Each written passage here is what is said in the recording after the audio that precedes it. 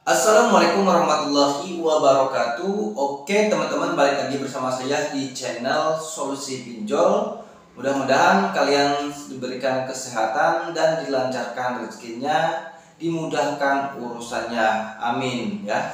Oke teman-teman ya, gagal bayar pinjol memang sudah tidak asing lagi di telinga kita, baik di tahun ini ataupun tahun sebelumnya. Yang gagal bayar pinjol itu selalu menjadi perbincangan atau selalu menjadi permasalahan yang terus menerus tiada hentinya sampai saat ini teman-teman. Nah tetapi ada salah satu hal yang kalian harus tahu ya, dan jangan kalian lakukan ketika gagal bayar pinjol melakukan hal ini. Jadi sangat berbahaya sekali. Nah mungkin bagi teman-teman ya yang sedang gagal bayar pinjol atau baru gagal bayar pinjol dan kalian tidak tahu aturan pinjol bagaimana, dan kalian sangat takut ketika diteror sama DC pinjol, apalagi sudah diinformasikan ya DC tersebut mau menagih langsung ke rumah kalian. Nah tentunya bagi nasabah yang gagal bayar pinjol dan yang baru pertama kali ya tentunya sangat membuat tidak nyaman. Nah jadi ada hal yang jangan sampai kalian lakukan. Nah misalkan kalian ditagih sama DC pinjol ke rumah kalian, nah kemudian kalian disuruh bayar dan kalian itu tidak bisa membayar pas mereka datang, kemudian si DC tersebut menyuruh kalian membayar dengan cara meminjol lagi. Nah itu sangat berbahaya. Nah bila mana kalian melakukan hal seperti itu, maka nanti kalian itu tidak akan terlepas dari yang namanya hutang dipinjol.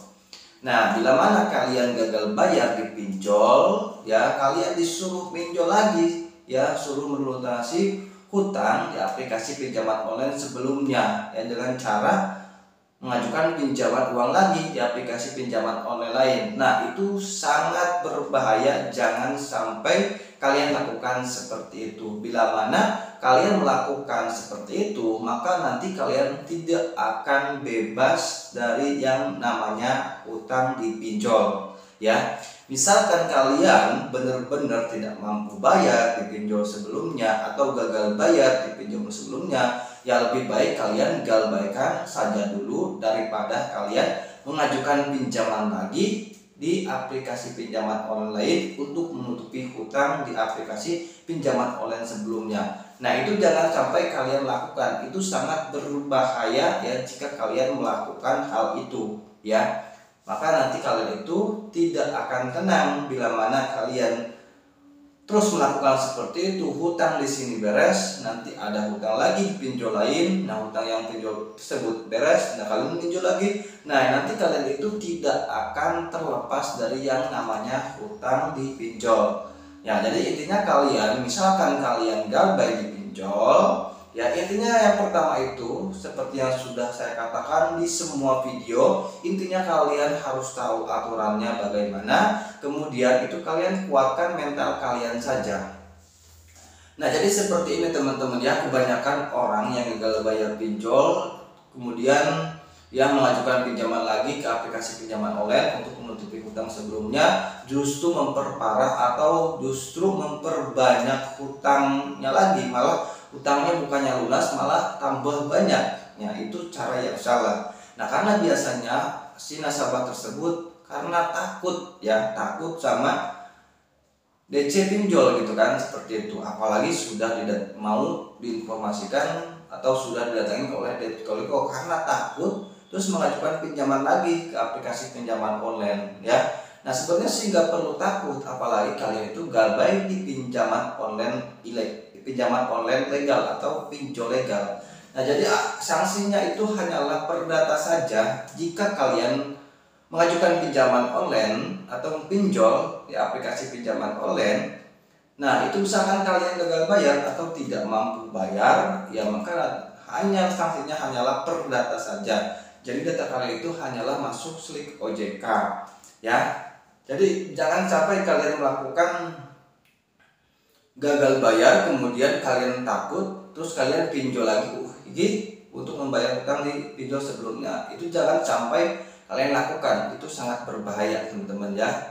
Itu nanti membuat kalian tambah pusing teman-teman, hutang numpuk bukannya lunas, malah hutang tambah banyak ya. Jadi jangan sampai kalian lakukan seperti itu. Jadi kalau sanksi pinjol itu hanyalah perdata saja. Kita pas mau mengajukan pinjaman kan hanyalah modal KTP ya, data-data pribadi seperti itu ya, maka nanti sanksinya itulah hanyalah data-data tersebut teman-teman. Data-data tersebut itu nanti misalkan kita gagal bayar, nanti data tersebut akan dimasukkan slip OJK atau dimasukkan ke ini ya, data otoritas jasa keuangan atau OJK teman-teman ya. Jadi data kita itu nanti ya tidak bisa ini teman-teman ya, tidak bisa mengajukan pinjaman lagi ya, bila mana kita itu kelamaan tidak bayar pinjol gitu kan teman-teman, nanti akan dimasukkan slip OJK ya.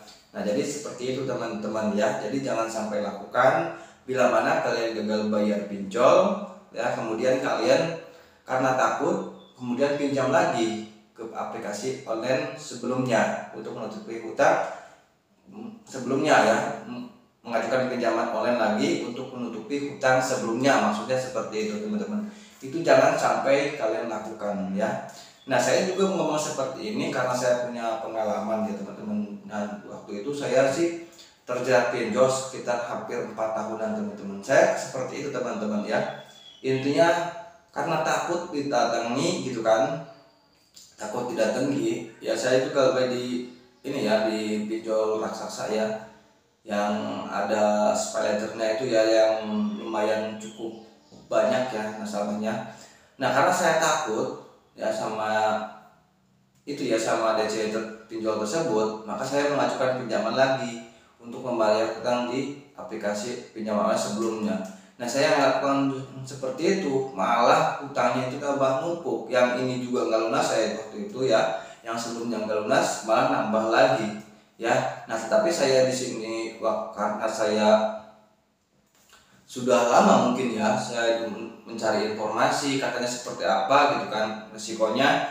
Ya resikonya seperti itu, gagal bayar pinjol itu hanyalah perdata saja. Ya saya berpikir daripada saya hutang tambah banyak gitu kan, nah lebih baik saya abaikan saja dulu sampai saya punya uang baru saya bayar, daripada saya memiliki hutang di berbagai pinjol. Lebih baik saya punya hutang di satu pinjol saja. Nah jadi saya berpikirnya seperti itu. Nah jadi bagi teman-teman ya yang gagal bayar pinjol, intinya kuatkan mental saja dan kalian jangan takut ya sama yang namanya DC ya, itu kalian slow saja ya. Jadi intinya jangan sampai misalkan kalian disuruh pinjol lagi untuk menutupi hutang yang ada di pinjol sebelumnya, itu kalian jangan mau teman-teman. Lebih baik kalian abaikan saja dulu ya. Jadi intinya seperti itu. Oke, mungkin itu saja dari saya. Semoga video ini bisa bermanfaat ya. Mungkin penjelasannya kurang jelas teman-teman, mohon dimaafkan ya. Terima kasih. Jangan lupa like ya video ini, kemudian klik subscribe supaya teman-teman tidak ketinggalan notifikasi video-video berikutnya mengenai edukasi tentang aplikasi pinjaman online atau tentang pinjol. Terima kasih sudah menonton. Wassalamualaikum warahmatullahi wabarakatuh.